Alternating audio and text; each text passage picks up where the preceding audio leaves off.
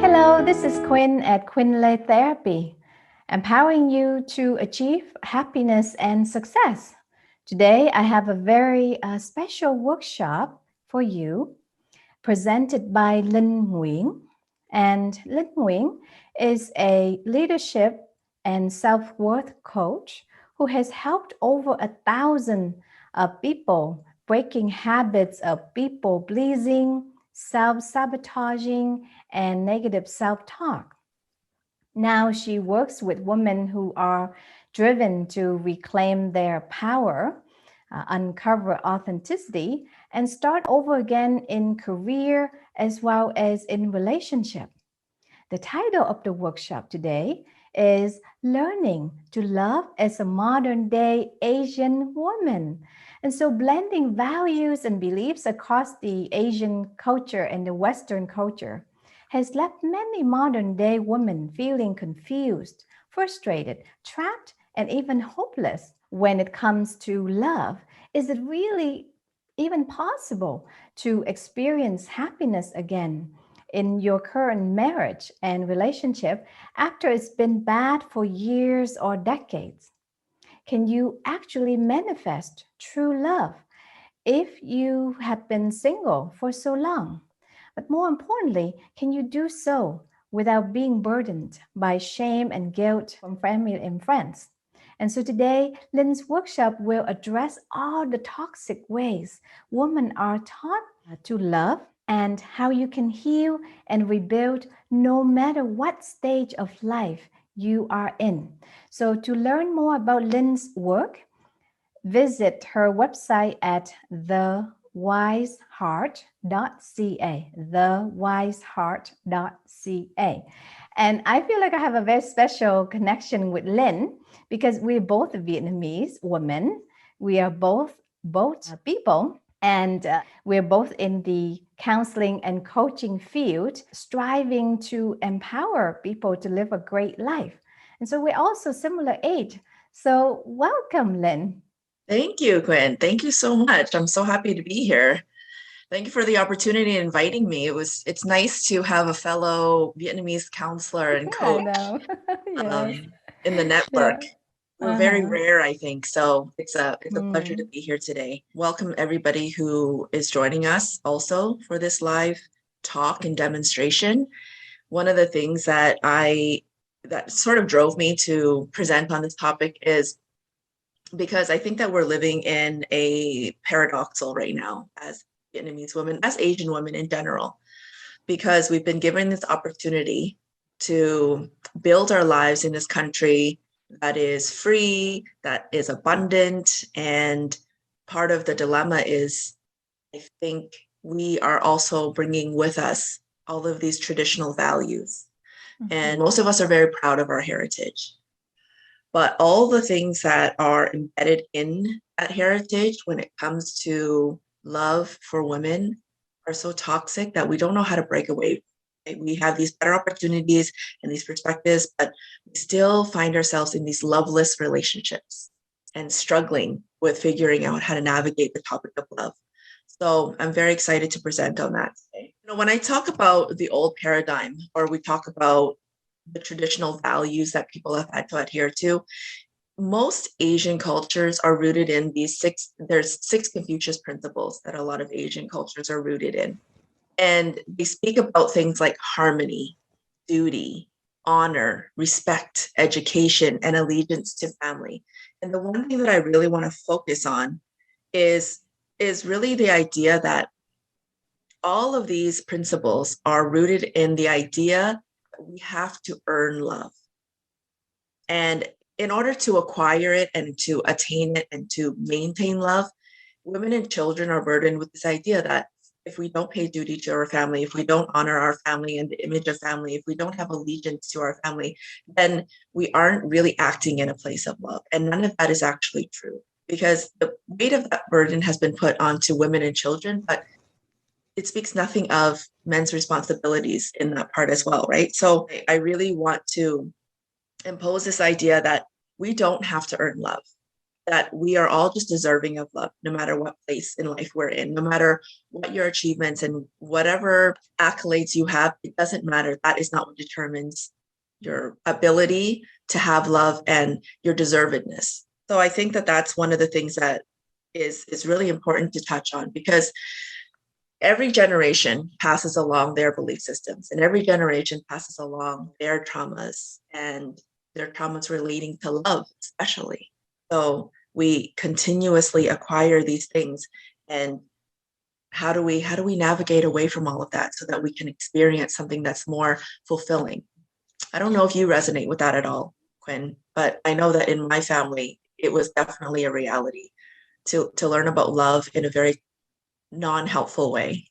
Yes, yes, I can see a lot of those qualities possessed by my sister.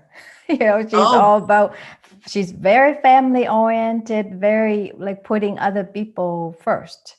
And so she is seen like the good daughter in my family. I'm kind of more on my own, a little bit selfish, a little bit. yeah. So can you repeat to us the principles again? Yeah. So the principles, the Confucius principles, they Mm-hmm. are harmony, duty, respect, honor, education, and allegiance to family. Yes, yeah, Yeah, harmony. So a lot of people are really peacemakers, right? that's I right. I don't want to speak up. I don't want to rock the boat, Yeah. because that disturb harmony.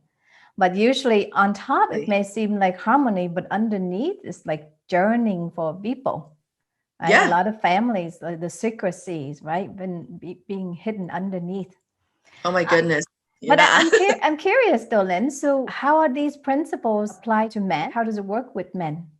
So I think that it's like two different dialogues, which is unfair, Mm-hmm. because with men, I know I grew up with a bunch of brothers, right? There's a lot of men in my household. And Yeah. I think that for men, it's about the doing, it's about the task oriented stuff. So going out and providing for the family is their duty. But I think that the rest of it it really falls onto the women's shoulders to maintain, Mm-hmm. right? When it comes to harmony, I was having a conversation with somebody the other day, and they said, relationships aren't the same as they used to be. People don't have the same values, so relationships don't last as long. And I said, well, here's the thing about old school relationships. I know for a fact that everybody in my lineage, dating back from my parents, the reason why there was harmony, the reason why there was honor, and the reason why there was all of this really strong sense of allegiance to family was because the narrative that was given to women was that we had to just settle. We settled Mm-hmm. for whatever was given to us. We settled for the idea of being a wife, of being a mother. And I'm not saying that there's no honor in that. I'm Mm-hmm. saying that regardless of whatever the men did, it was always up to the women to maintain the status quo of the family. Mm-hmm. And so enduring, sacrificing, keeping up with appearances, that was the narrative of the women and Mm-hmm. children. You never aired your dirty laundry. You never talked about how hard things were. And so women were having to carry all of the weight of these burdens for Mm-hmm. themselves, all Yes. by themselves. I know men would go out and they would do whatever they wanted. And the saying was always, boys will be boys, right? Let men Yes. do what men do. Yeah, as long as they come back, they can go astray. As long as they come back, Yes, that should be good enough, right? that's right, And right? but that's the hidden message, well, explicit or implicit message that we get from our mothers, our grandmothers, right? Yes. Yeah. Yes, absolutely right. And that's like, so we talk about that a lot in therapy, and it's called transgenerational trauma. It's where we inherit all of these belief systems and behaviors from previous generations. And if you think about transgenerational trauma, the idea is that each generation has their own responsibility for Mm-hmm. resolving whatever issues were prevalent in that generation. Mm-hmm. So let's just say in my grandma's generation, when it came to relationships, I think in her time, men were allowed to have several wives at a time. Mm-hmm. So the value of a woman in a relationship was, it didn't compare to a man's at all, Yeah. right? So men were allowed to go and do whatever they wanted, and the women were at home and they had to share their time and attention with these men. And, for my grandma, she had hopes and dreams, but Mm-hmm. she wasn't even allowed an education. So one of the principles, the Confucius principles, is education. Women weren't even allowed to have access to it. So if you think about that, like if she didn't have access to education, how can she fulfill that principle? So already she's starting behind the curve. And then she has my mother. And in my grandma's time, there was a lot of war. There was a lot of unrest. So she's constantly in survival mode. She has my mother and all of my aunts and uncles. And my mom is now in a different generation with different opportunities. There's still war, but there's better opportunity. My mom had an education. She was allowed to fulfill her dreams in terms of what she was wanting to learn. But by the time she married my father and came to Canada, she had to give up everything that she had worked towards in terms of her career because she had a child, and now she was expected to stay at home and tend to the children, tend to the men, keep the household clean, all of these things. And in my dad's generation, the way that they valued women still wasn't that great, and there's no sugarcoating it. So then now my mom has me, and now I'm in Canada. I grew up here. I came here on a boat with my family, but I grew up here with tons of opportunities, and I still found myself carrying on the same types of behaviors when it came to relationships because my mom and my grandma didn't have an opportunity to tend to those traumas and in their time. That wasn't a luxury. It was all about survival mode. And so now I am having to work backwards and try to fix whatever happened in previous generations when it comes to relationships. It's a huge burden. So the narratives are a big deal when it comes to what women are responsible for in love and what men are responsible for in love. And again, this is touching back to the traditional values. That conversation I had with that person who said things don't last as long. I said, no, because women are starting to realize their value.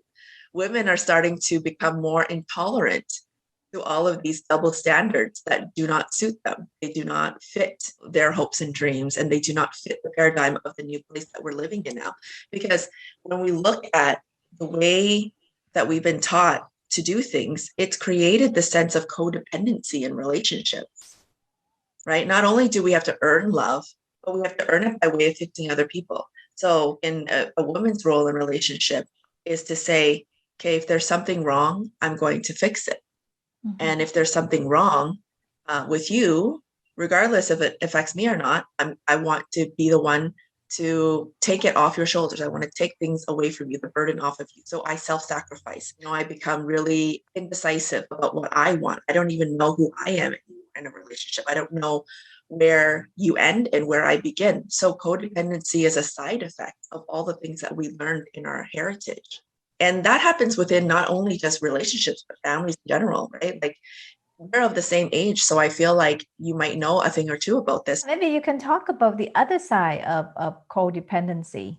Oh, absolutely. Well, on the other side of codependency is that part where we're trying to assimilate with Western culture, right? Because we have the Asian culture that dictates codependency that says, if you're not in fixing, if you're not in doing these things, if you haven't acclimated to the toxic ways that we are in relationships, right? As if that's not enough.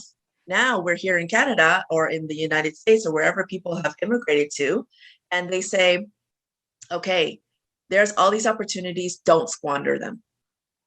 Do not squander these opportunities. And I think it brings us to a time where we say, okay, I want to be that Asian woman who makes the most out of my parents' sacrifices, right? So not only will I adhere to all of the traditional values, but on top of that, I have to make sure I don't waste the opportunities that are before me. So now women are coming out and they're saying, okay, well, whatever a man can do, I can do as well.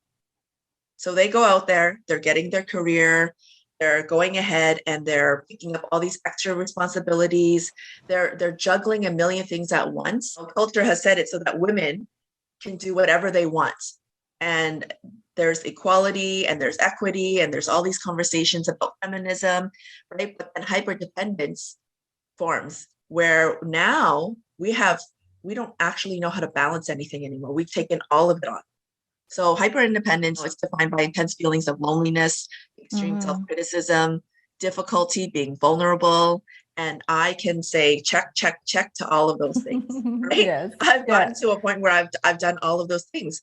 And I was married once. And when you leave the house to go and fulfill your career and your dreams, that's like an 8-hour day, 8 to 10 hour day if you include commuting and all the extra stuff that you have to do.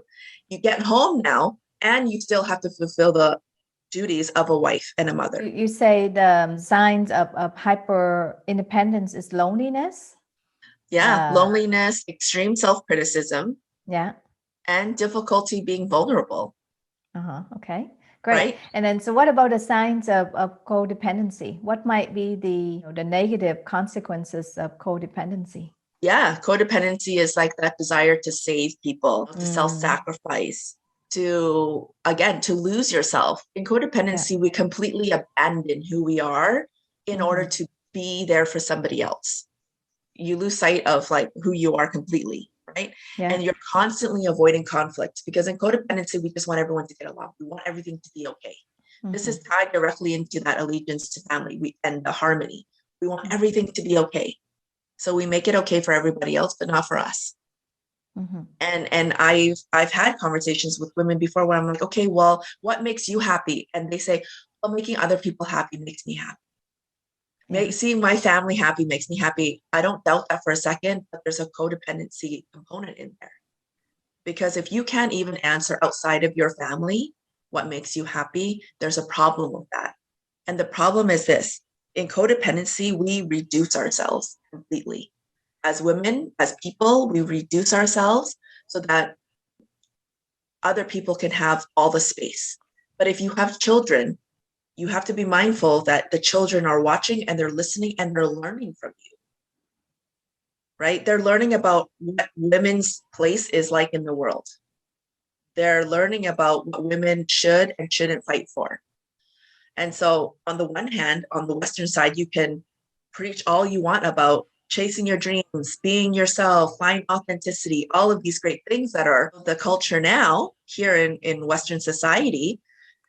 But then it comes time for your children to choose partners, and they're going to revert back to the old ways, because again, this is about codependency, transgenerational trauma. If it hasn't been resolved by you, somebody else will have to resolve it. It keeps getting passed down from generation to generation. Yeah. I once heard from a lady who came from Africa, and she talked about the baton, right? Being passed from her grandmother to her mother and then to her. And so, and the important thing is how to break free from that baton, right? Because you don't have to carry that baton anymore. You're not in Africa. You're not in Vietnam. You're not in a developing country. Why do you have to carry people's baton? And baton, usually they get heavier and heavier. They talk about harmony, right? But I watch a lot of Asian movies and books. And actually, like a lot of those old families, harmony was like really rare, because when you have multiple wives and then you have multiple children with multiple wives, the least thing happens is harmony. Oh, yeah. Right? On the surface, it seemed like a lot of harmony, but underneath, there was a lot of hatred. There was a lot of resentment, a lot of hurt, right? Because that's what happened when women's needs are being put aside. Yes. And you can talk about modern day too. I see this all the time. Women who come into therapy, after putting off their needs for so long, they either get really physically sick, like early cancer, or they get depressed, or they get whatever mental health conditions they might have. So, of course, that's the long-term impact, right? That's right. That's right. There's a book that's written by Gabor Mate, and it's called When the Body Says No. And that book goes through so many accounts of how women have fallen ill as a result of not expressing themselves, of not taking care of themselves mentally, physically, emotionally, right? So, because you have to think about all of that energy it takes to hold all of this stuff in. We have a container, and we're putting all of that energy, that negative energy inside our bodies. It needs to express. Men are allowed to get angry. Men are allowed to get loud. Men are allowed to express in very animalistic ways. But women are taught not to do any of that, right? We're taught to feel really ashamed if we even have any sense of resentment about being a mother or a daughter or a wife. If we have any sort of ill feelings or resentment or sadness around that existence, we are taught, we are guilted and shamed and blamed for all the ways that we are if we show up that way. So we hold it all inside. But can you imagine that energy building up over time? It's going to affect something. It's almost like we're punching a hole in the wall, but it's not in a physical wall, it's inside of us. We're constantly punching ourselves on the inside when we don't express. When we talk about Western culture, when we talk about old school culture, Asian culture, it's all one and the same. Not only we're constantly working in survival mode. The hyper independence is still a survival tactic. It's to say that I'm going to do for myself so I don't lose any opportunities, but I'm also going to make sure I don't let anybody else help me. I don't trust anybody to help me, because if they don't help me in the right way, or if they fail my expectations, well, then I'm going to have to do it anyways. And women are so accustomed to people not meeting their expectations that they now have become this hyper independent. In order to break away from the cycle, in order to drop the baton or to just put it on the shelf altogether, is now we have to look at accountability and responsibility. You have to look at the relationship with yourself. It's no longer about the relationship you have with other people. It's how are you having this relationship with yourself? Can you talk about some concrete examples when women are in relationship, romantic relationship, of how they are hyper independent and then how they are codependent? Sure. Yeah. So in relationships, when women are codependent, one of the ways that might be familiar to women is if your partner has an issue, say they have anger management issues, or they are struggling with the loss of something. We go into this place where instead of asking them, how would you like to proceed? How would you like to handle the situation? What do you think is going to be most helpful for you to overcome this? Instead of having that conversation, we say, what can I do for you? How can I make this better? How can I take this burden off of your shoulders? So this is codependence, right? Codependency turns another person's problem into an I problem. Yeah. So we have to be mindful of the words that we're using, because if somebody has a trauma that they haven't dealt with, it is not our job to find the solutions for them. I think another extreme one is when a man cheats. That means I'm not good enough sexually. So in bed, I'm not good enough. In look, I don't look good enough, young enough, right? I think that's the extreme version of codependency too, don't you think? Absolutely. Yeah, you're right. And it happens a lot in modern day culture, as well as if a man cheats and he comes home. I've had this conversation with somebody before. When you're in an abusive relationship or a relationship that is unfaithful, the other partner is unfaithful, I've had somebody say to me, well, at least it wasn't his girlfriend, or at least he still comes home to you. Yeah. So like, again, reducing us to take crumbs, right? They're saying, oh, that's normal for a guy. And what's normal for a woman is to take it all on and just do more.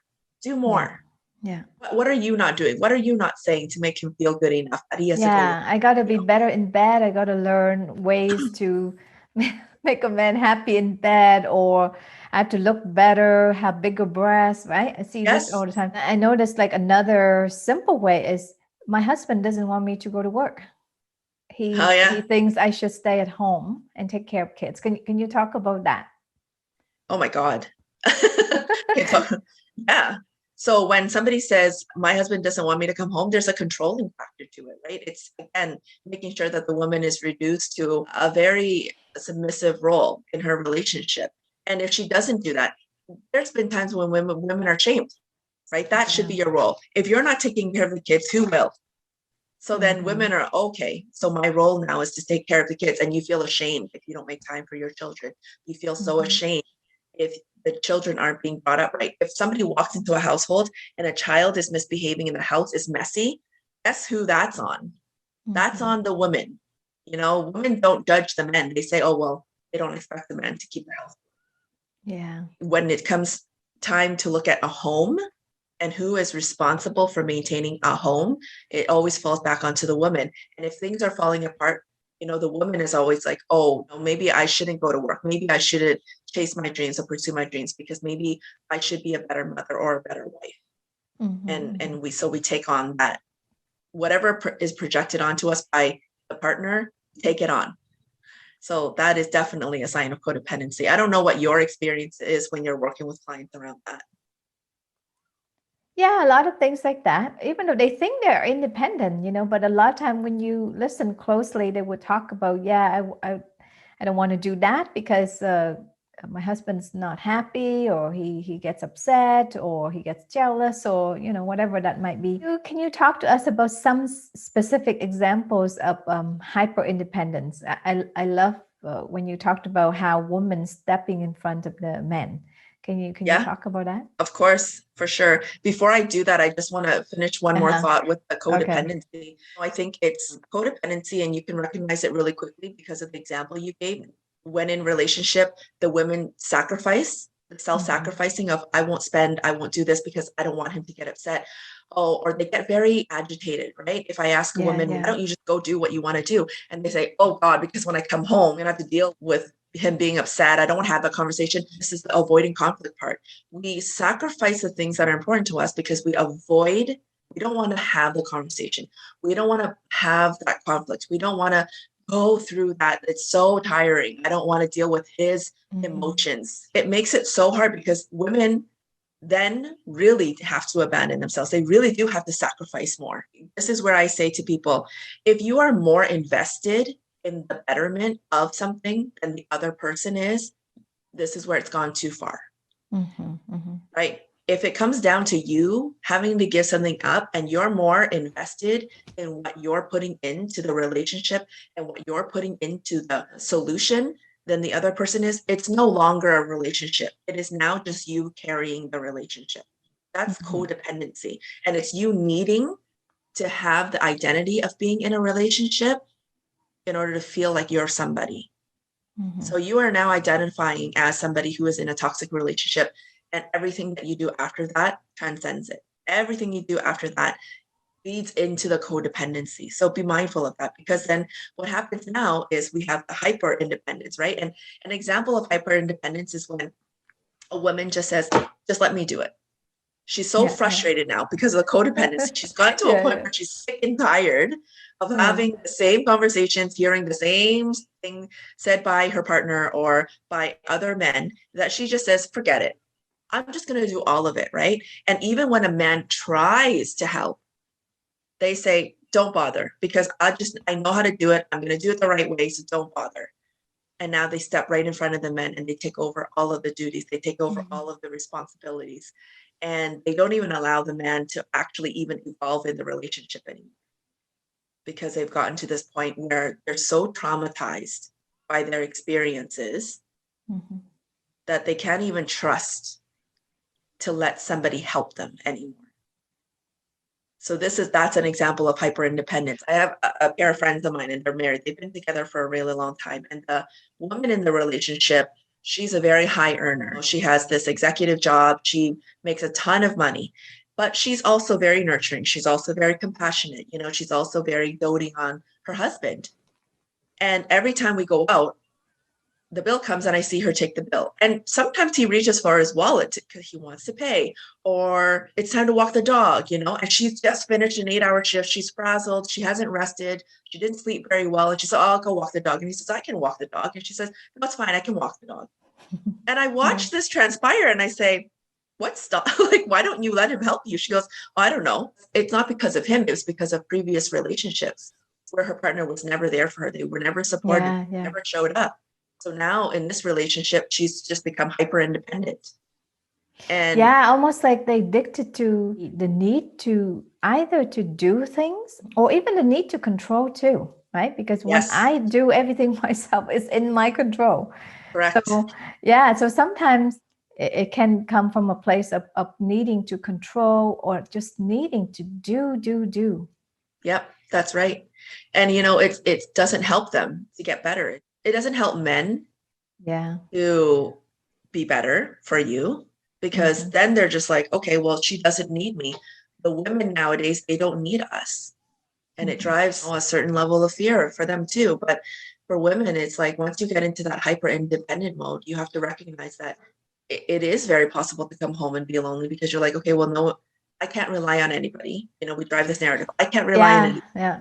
I It's can't like rely. I have this image that it's kind of like you go for a walk with your life mate, Yeah. and you walk so fast that you go like 1 kilometer ahead of him.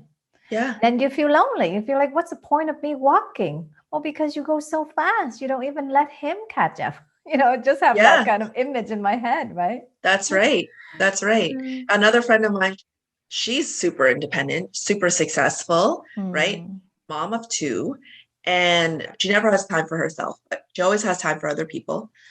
And she was telling me how she went to the mall with her husband and it was pouring rain. And her husband pulls up to the front and he says, I'll let you and the kids out here, right? And I'm going to go find a parking spot. And she got annoyed. She got so annoyed with him. And she said, Mike, just go park and we'll all walk together. And I said, well, why did you get annoyed? And she said, I don't know. Honestly, I know that he was trying to be chivalrous and he was trying to be nice. And I thought about that after, but in the moment, I was just being like, if you can walk, I can walk too, and like you put yourself in these places where it's so silly because now we're trying Yeah. to compete with men to be as good as them. And that's not what relationships are about. It's not about winning. It's about connecting and it's about communicating and it's about being better. But the problem is that we haven't spent any time developing those skills and the capacity to receive any of that for ourselves. So when other people try to give it to us, when other people express ways of trying to be there for us, we can't even receive anymore because our guard is so up. Yeah. And if we haven't seen it modeled and we haven't attempted to let it in, it becomes very difficult to receive. Here, we have to start looking at ourselves and the relationship with ourselves. The part about loneliness and hyper independence is this: many of us will come home and we will do everything in our power to avoid sitting alone with our thoughts, right? We try to escape ourselves so much. We don't spend any time in solitude actually having conversations with ourselves. We don't ask ourselves any hard questions. All we do is try to fix on the outside and we chase external redeemers to say, see, this is what I bring to the table. This is how I'm deserving of love. But until you can sit by yourself and say, wait a second, I'm not supposed to be in survival mode anymore. Right now is an opportunity for me to actually change the way women are allowed to experience love. Until you can do that and do some reflection and introspection, it will be very hard. You need to start unlearning all of the coping behaviors, unlearning all of the belief systems and values that keep you feeling stuck. You need to create space to invite love. When we look at the word allegiance to family in the 6 principles, allegiance to family is a big one. For me, after I left my marriage, I remember sitting in darkness for a really long time and asking myself, how did I end up there? How did I end up in the exact same place that my mom and my grandma were in? When I'm in Canada and they sacrificed everything for me to not have that future, how did I get there? Right. And I realized that I was having all of the same conversations. I wasn't developing a new legacy. And that's where I had to say to myself, what kind of legacy do I want to leave for my nieces? What kind of changes do I want to implement and how do I begin? And I had to begin by healing myself. So I look at things like even the way women talk about love and how we deserve love, right? I remember one of the things was like hearing people say, okay, well, at least he didn't do this, at least he didn't do that. And you're still married, just go home to your husband. Go home and stop doing all these things. And I was like, okay, you know what? Be careful because you have younger girls growing up and they're listening to what we're saying. And I think about my nieces and I think about once they get older, I don't want them to settle into a relationship and become codependent and become all of those things.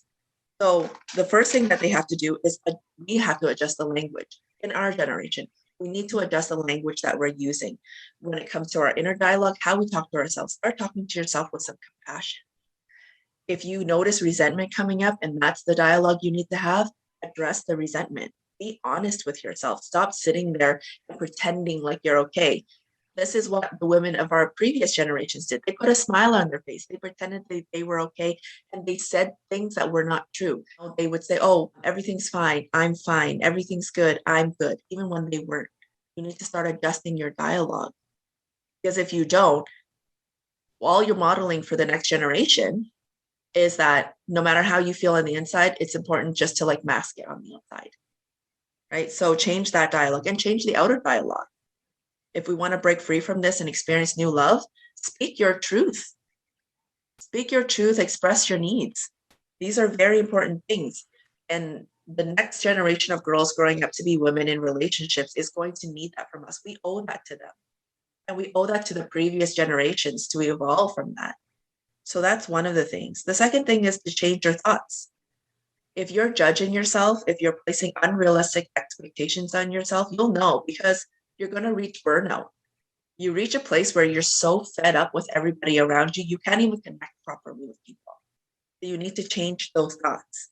And if you are in judgment of yourself and of others, this is where you get to replace those judgments, maybe with some acceptance, maybe with some openness, maybe with some curiosity, right? Because one of the things, you know this in CBT, it's like our thoughts affect the way we feel, and how we feel affects the way we behave, right? And so we have to be mindful of our thoughts, because they run everything. So begin by changing your thoughts. And the next thing is to nurture, really nurture all of the things that are happening for yourself. Be there for you. Implement self-care. Take some time for yourself. Women are always saying they don't have time for themselves. They don't have time for self-care. But at the second somebody else needs them, oh, they have time. They'll sacrifice an hour, 2 hours of sleep. They'll sacrifice going out with the girls just to be there for somebody else. Like, they sacrifice everything. So you do have time.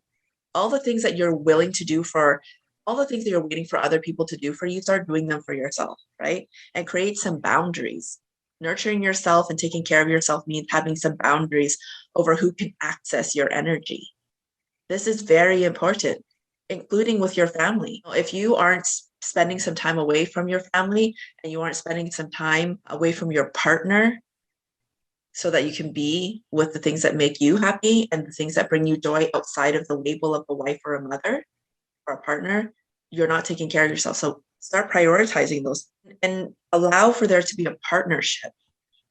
When we're in relationship with people, be mindful of your sense of hyper independence. Be mindful of your need to fix things for other people at the expense of yourself. One of the ways I preface it is, if you were to start a business with someone, right? So you and I, Quyn, say we're going to start a business together. And I say, hey, Quyn, there's this great business idea. I think you and I would do so good at it if you and I partner up, right? I think you're a great person. You seem really smart and really intelligent and really caring. Would you like to partner with me? It's going to be a $200 investment. So it's $100 each. And then you say, yes, I would love to be part of that partnership. It sounds great. I say, okay, so I'm going to need $100 from you. And you say, well, I have the $100, but I don't know if I want to pour it all into this investment. And I don't know if I'm ready for that. If this is what an actual partnership looks like, the other person will put in the $100. This is what a codependent relationship looks like. You say, I have $100, but I don't know if I'm ready to invest. And I do this. I say, okay, fine, Quyn, I'm going to put in your $100 for you. So now I'm $200 in. I put in your share of the relationship, right? Of the partnership. Yeah. You put in nothing. Who do you think is going to be more invested in the outcome? Yeah. It's going to be me. And then if I walk away, I don't have a lot to lose. You don't have a lot to lose. Absolutely not, right? Now let's just say for a little while this works, right?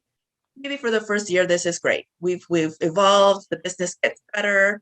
It's not great. We've had a lot of things to work through, and I've really poured into it. But then we get to a point where we're like, okay, you know what? Things are pretty bad, and we need to really invest a little bit more. Talking about that in a real example, I see this a lot. A woman would be staying at home for years, right? Raising the kids. Yeah. The husband would be out advancing his career all the time. That's right. And then they drift more and more apart, right? Because she's at home. Her her ways of thinking become more and more different from his. And then he, like, his ego gets bigger and bigger.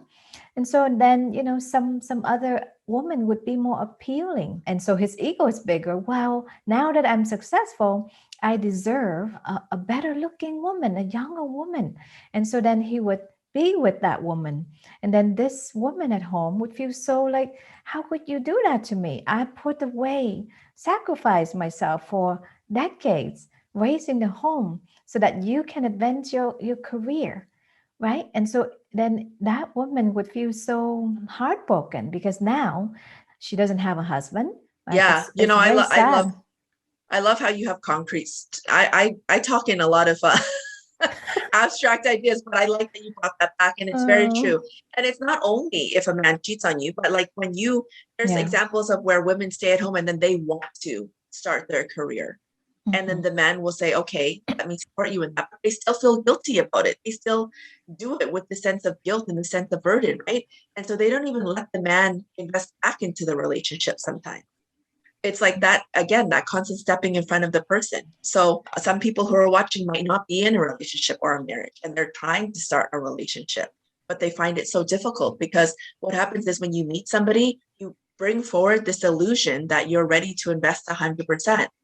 And then Mhm. even if the other person says, oh, I'm not ready for a relationship, you're like, okay, well, that's okay. Like, what are you ready for? They reduce their needs so that they can say, okay, well, maybe if I invest this much time with this person, they will become ready.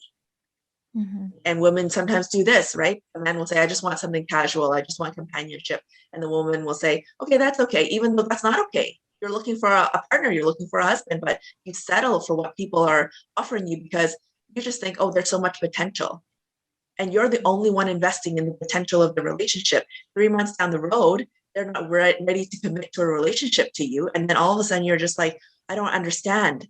Like, I thought that I was there for you. We were spending time and we were doing all these things, and you still don't want me to be your girlfriend?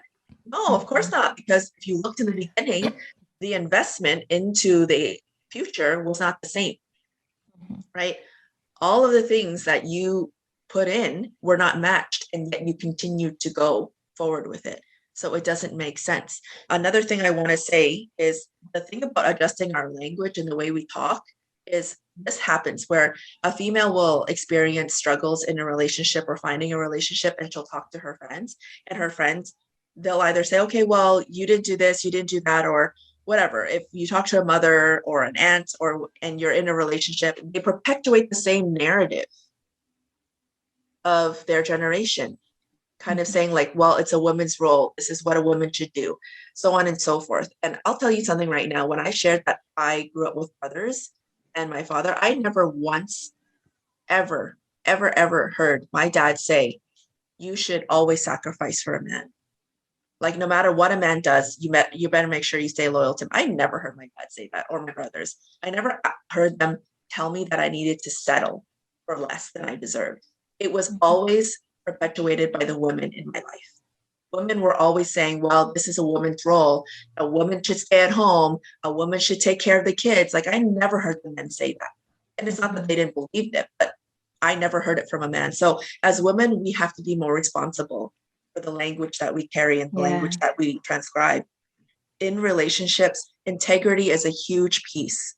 So if you're somebody who's searching for love, somebody who is trying to mend whatever's happening in the relationships, stop waiting for people to do things for you that you should be doing for yourself, right? If you're in a relationship right now where there's a lack of respect, a lack of equality, a lack of consideration and thoughtfulness, start teaching the other person how to demonstrate that by doing it for yourself. Don't wait on other people to validate you. Don't wait for other people to reassure you that things are going to be okay. Stop waiting for people to show up for you. Show up for yourself. Stop self-sacrificing so much, right? If you feel lonely and you want connection, connect internally. Start connecting with yourself. Use yourself as the model Yes. for a healthy relationship, because once that's good, other people will see it, because I get tracks like this is a energy. Mhm. You ever see a very confident person walk into the room, very Mhm. sure of themselves, super friendly, generous? Everybody is gravitating towards them. Everybody wants to be with that person. But then you see another person walk in, super like down on life, very depressed.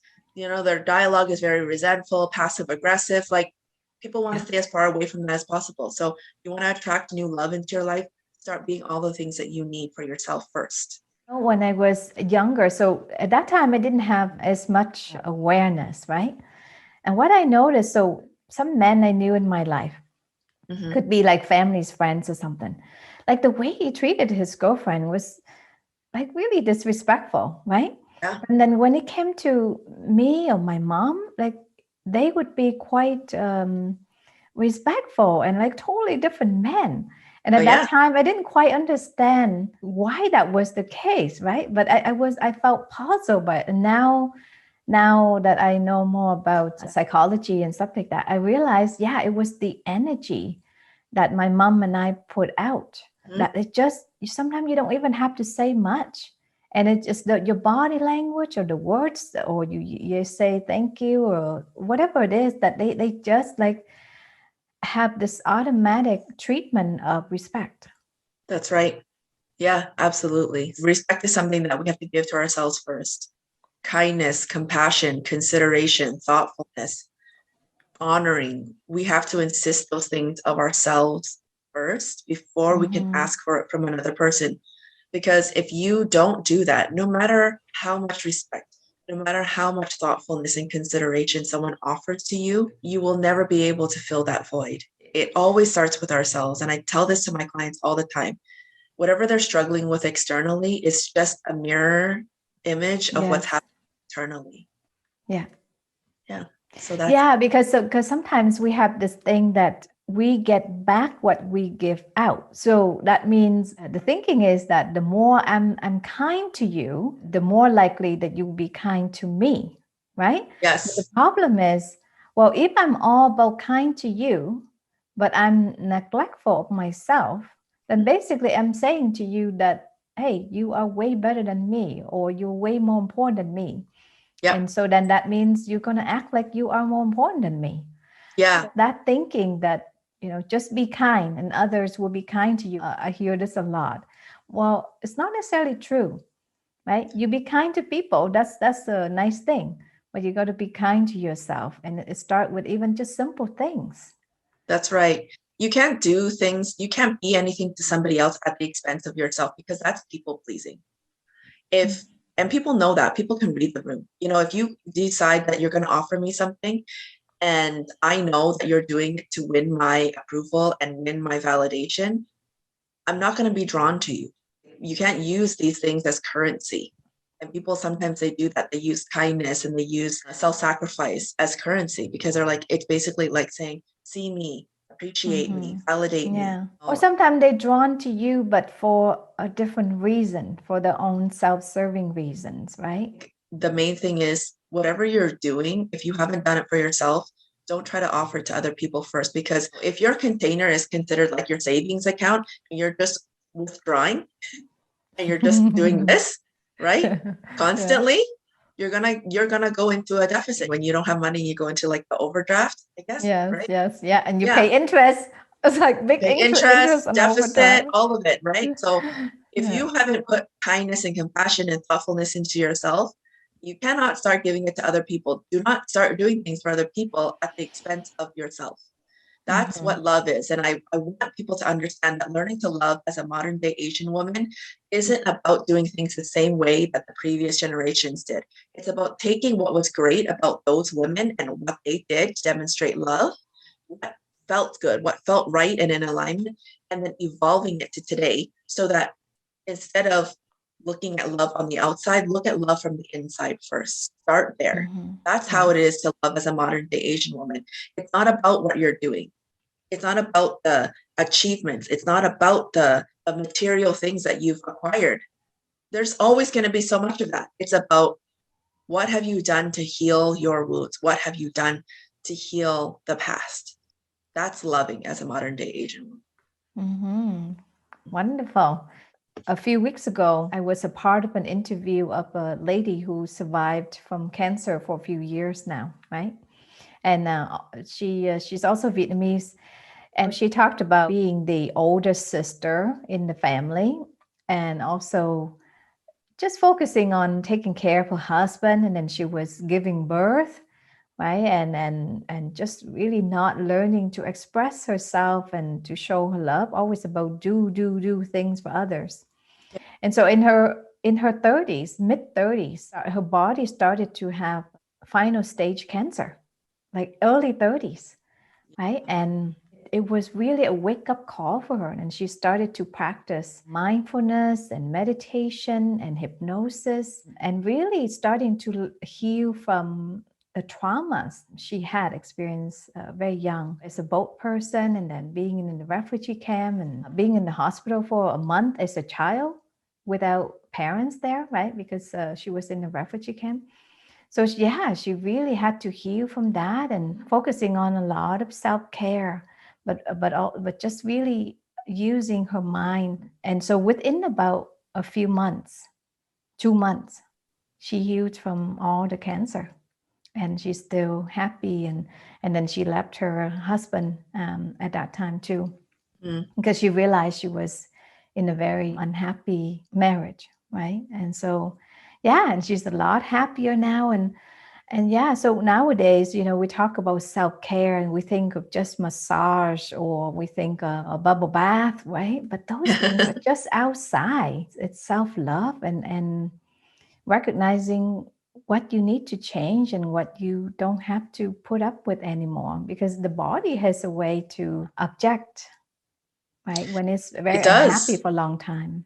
That's right, because all of our memories sit in our cells. So if your cells are unhealthy, there's going to be illness. My family has been the same way for a really long time, but the moment I shifted who I was as a person, the entire family dynamic shifted.